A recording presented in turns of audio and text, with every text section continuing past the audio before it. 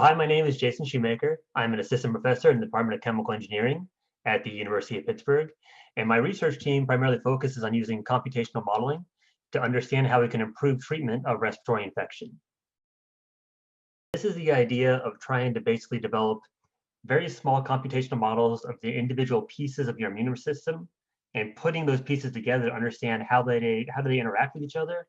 And if you applied a drug or some kind of other treatment, how does that go ahead and impact then the overall immune response? And this is an important area right now because you've probably heard from the multiple studies and multiple news headlines associated with COVID-19 that your immunity tends to be a major player in determining whether you have a severe or mild outcome. And a lot of times it's actually pretty unintuitive what those results can be, where very often someone that has a relatively healthy immune system, but sometimes maybe experiences too strong of immune response, actually has a more negative outcome.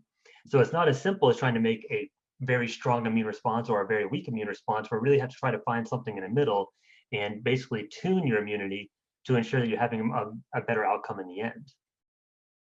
Agent-based modeling is a modeling that's actually been around for quite a long time, especially in the field of epidemiology, but it's becoming much more popular now in other fields such as chemical engineering, which is my field.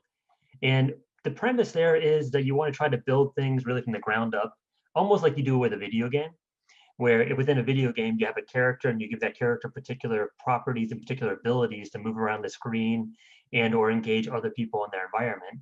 And we do the same thing then with the different cells that make up your immune response. So we say your B cells can do this, it can sense these kind of cells, your T cells do this, and they train over time. And we basically just give them all the different rules that immunologists have been discovering over the last 100 years to try to let them behave as the individual components of your immune system. And then once you have all those rules kind of laid out in each one of the agents on each one of your immune cells, then you just let them interact and work together to see what happens long term. Does it lead to a healthy clearing of the viral infection? Or does something negative happen where maybe it starts going in the wrong direction? It starts causing a lot of inflammatory action to occur where you get lots and lots of immune cell buildup within your tissue. So by having a model that can try to capture these different dynamics, we can really dive in deeply and try to explore how do these dynamics, how are they regulated? And then if we understand how they're regulated, maybe we can regulate them even better.